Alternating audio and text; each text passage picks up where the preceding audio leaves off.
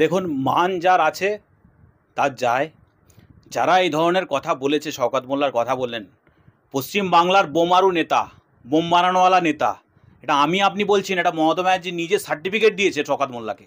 CPM করার লোক, বর্তমানে তৃণমূল করছে, তৃণমূলের বোম মারা নেতা, তার বিরুদ্ধে মানহানি। শওকত মোল্লার মান আছে। আমি নওশাদ সিদ্দিকীকে বলবো, মানহানি করার দরকার ছিল না। শওকত মোল্লা আগামী ২৬-এর নির্বাচনে মানুষ এমনভাবে ওদেরকে হারাবে, মান সম্মান সব চলে যাবে। এই যে মানহানির মামলা করলেন, এর আমি শুনি বিশাল যে মিঠুন চক্রবর্তী কিছু মামলা করেছেন, মামলা নিয়ে অমুক মামলা করেছেন।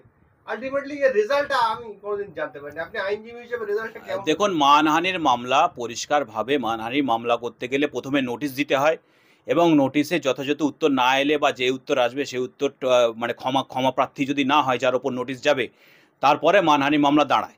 এখন ব্যাপার হচ্ছে যে মানহানি মামলা এটা একটা সিভিল মামলা। এটা সিভিল মামলা, এক্ষেত্রে হচ্ছে কোর্টের একটা ডেটগুলো লম্বা লম্বা পড়ে, এবং তার জন্য মামলাটা ডিলে হয়, এবং এখানে প্রতিপক্ষ পক্ষ উত্তর দেওয়ার ব্যাপার থাকে।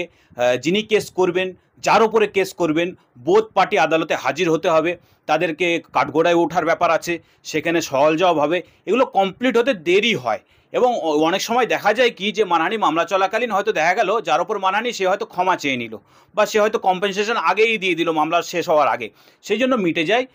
কিন্তু ইন জেনারেলি যদি কন্টেস্ট শেষ পর্যন্ত হয়, সেক্ষেত্রে একটু সময় লাগে। তবে আদালতের কাছে দেরি হতে পারে, কিন্তু ন্যায় বিচার যার পাওয়ার সে ঠিক পাবে। সে শওকত মোল্লা একজন বিধায়ক, নওশাদ সিদ্দিকী একজন বিধায়ক, একজনের বিরুদ্ধে, বিধায়কের বিরুদ্ধে বলতে পারে যে টাকা নিয়েছে, নিয়েছে বিজেপির দালাল টালাল। কিন্তু একজন ইউটিউবার, এটাকে আপনি কেমন ভাবে দেখছেন? তার বিরুদ্ধে মামলা? দেখুন, যদি কোনো ইউটিউবার মানে যে সে যে আইনের বাইরে তা তো নয়। তিনি যদি এরকম বলে থাকে, তার বিরুদ্ধে নওশাদ সিদ্দিকী যে মামলা করেছে, দুপক্ষ এসে কোর্টে কন্টেস্ট হবে। যার কথার দাম আছে আর যার মামলার দাম আছে, দুটো কোর্টে কন্টেস্ট হবে। কন্টেস্ট হয়ে কে ভালো কে খারাপ, কে হারছে দেখতে পাবেন। যিনি হারবেন তিনি কম্পেনসেট করবেন। যদি যদি ইউটিউবার হেরে যায়, সেক্ষেত্রে তাকে কম্পেনসেট করতে হবে। নওশাদ সিদ্দিকী বলছেন যে আমাকে একাধিকবার শাসক দল কিনতে চেয়েছে। আমি বলেছি যে আমি নট ফর সেল, আমি সেল নই। তারপরেও এদিনে যে নওশাদ সিদ্দিকীকে ধরে 24 ঘন্টা জোড়াসাঁকো থানায় রেখেছিল, থানা থেকে বের হওয়ার পরে, বিধানসভা আসার পরে, বিধানসভার পক্ষান্তরে তাকে প্রস্তাব দেওয়া হয়েছে যে আপনি তৃণমূলে জয়েন করবেন। কি বলবেন এই প্রসঙ্গে? দেখুন, তৃণমূল যাকে পারে তাকে জয়েন করিয়ে নেয়। তৃণমূলের কাছে খাওয়া দাওয়ার যে কারোর কাছে রুচির ব্যাপার থাকে, তৃণমূলের কাছে রুচি বলে কিছু নেই। বিজেপি থেকে আসলেও নেবে, সিপিএম থেকে আসলেও নেবে, কংগ্রেস থেকে আসলেও নেবে, আইএসএফ থেকে আসলেও নেবে। সুতরাং তৃণমূল চাই হচ্ছে দল বাড়াতে, সে চোর দিয়ে ভরুক, আর হচ্ছে গুন্ডা দিয়ে ভরুক, আর ভালো মানুষ দিয়ে ভরুক, তাতে কিছু এসে যায় না। এখন ব্যাপার হচ্ছে তৃণমূল লাস্ট বিধায়ক ওখানে কংগ্রেসের বাইরন বিশ্বাসকে দলে টেনে নিয়েছে। তার এখনও সেখানে উপনির্বাচন হচ্ছে না। বাইরন বিশ্বাস এখন তৃণমূল করে, কিন্তু জিতেছে কংগ্রেসের প্রতীকে। তো সুতরাং তার তো পদত্যাগ করা উচিত।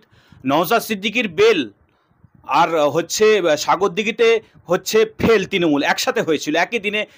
উপনির্বাচনের রেজাল্ট বেরিয়েছিল, এবং নওশাদ সিদ্দিকীর গতবার যখন 2022-এ জেলে গেছিলেন, তখন সেই দিনে এখানে বেল হয়েছিল। তো সেই বিধায়ক আমরা ভেবেছিলাম যে বাইরন বিশ্বাস বিধানসভায় এসে নওশাদ সিদ্দিকী এরা শাসক দলের তীব্র বিরোধিতা করবে, কিন্তু পা চাটতে লাগলো বাইরন বিশ্বাস। সেই জায়গায় নওশাদ সিদ্দিকীকে ওইরকম ধরনের কাজ এখনও পর্যন্ত করাতে পারলো না।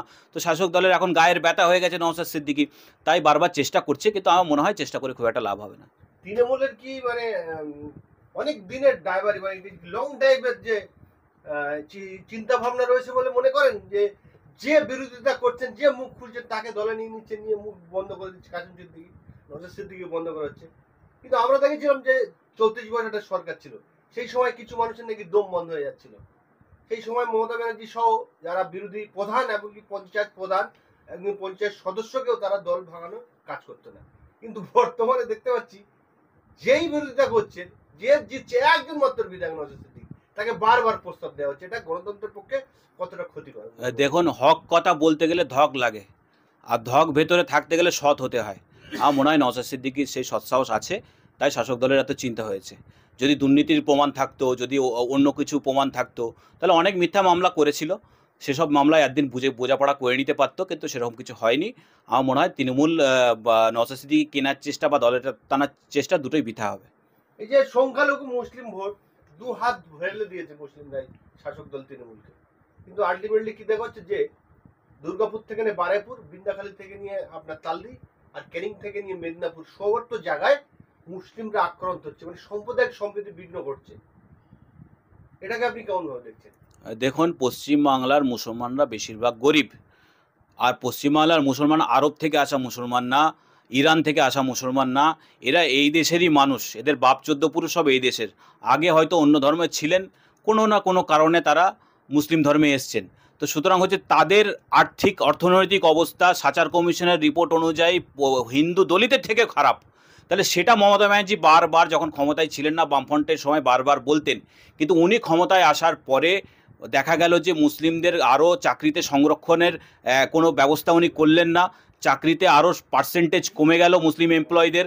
প্রত্যেকটা ব্লকে ব্লকে বলুন, প্রত্যেক কটা জায়গায় জায়গায় বলুন, মুসলমানরা আক্রান্ত হয়েছে। সেটা তামান্নার মা বাবা থেকে শুরু করে, তামান্না থেকে শুরু করে আরও বিভিন্ন জায়গায়, বকটুই থেকে শুরু করে, দলুয়াখাকি থেকে শুরু করে প্রত্যেক জায়গায় তারা আক্রান্ত হচ্ছে।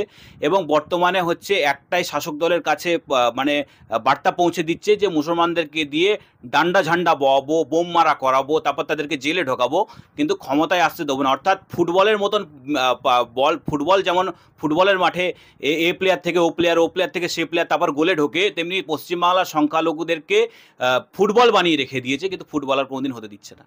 এই যে বর্তমানে যে সরকার চলছে তৃণমূলের, সেই সরকারের 42-43টা বিধায়ক রয়েছে, তারা সবাই মুসলিম ভোটে জিতেছে, সবাই মুসলমান। এবং 7 জন লোকসভার এমপি, 1 জন সম্ভবত রাজ্যসভার এমপি, ভুল না বললে। এই যখন মুসলমান আক্রান্ত হচ্ছে, এই সাম্প্রদায়িক বিঘ্ন ঘটায়, সেই জায়গায় সেখানে নওশাদ সিদ্দিকী যাচ্ছে, জমিয়ত ওলামা যাচ্ছে, হোসেন গাজী যাচ্ছে, আর ইমতিয়াজ মোল্লা, মানে যাদের ধারও নেই ভারও নেই। কিন্তু তৃণমূলের সংখ্যালঘুরা ভোটে জেতায়, এরা এই এমপি এবং এমএলএ গুলো যাচ্ছে না। দেখুন, মুসলমান আল্লাহ ছাড়া কাউকে ভয় করে না।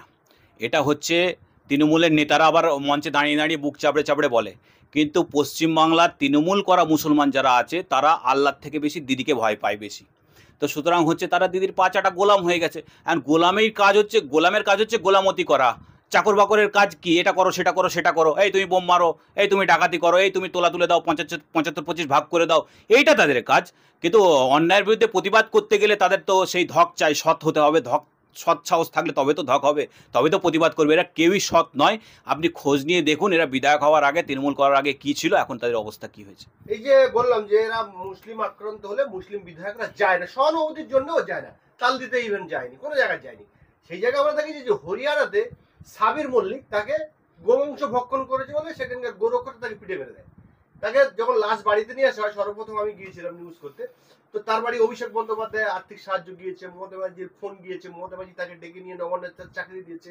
সেখানে সামিরুল ইসলাম, যেটা সংখ্যালঘু সেলের যে দায়িত্ব রয়েছে, তিনি গিয়েছেন, সাবিরিস গাফফার গিয়েছেন, শ্যামন মন্ডল গিয়েছেন। কিন্তু আমাদের রাজ্যে যেসবগুলো হচ্ছে, বলতে গেলে অনেকটা সময় লাগবে। ঢোলাট, এই তালদি, এখানে মুসলমান এই এমএলএ গুলো যায় না। এখান থেকে কি বোঝাতে যাচ্ছে? এরা এরা এরা নামে মুসলমান, এরা কামে কোনো মুসলমান নয়। এরা পশ্চিমবাংলার দিদির পা চাটতে জানে, দিদির হয়ে টাকা তুলে দিতে জানে, বোম মারতে জানে, গুলি মারতে জানে, মানুষকে মারতে জানে। এরা মুসলমানের অরিজিনাল উন্নয়ন হোক সেটা যায় না, এরা নিজের উন্নয়ন হোক সেটা যায়। নিজের ছেলে আমেরিকা যাবে, নিজের ছেলে ডাক্তারি পড়বে, ইঞ্জিনিয়ারিং পড়বে, আর যাদের ভোটে জিতলো তাদের ছেলেরা মার খেয়ে মরবে। এরা সেই দিকটার দিকে অভ্যস্ত। শেষ প্রশ্ন করবো।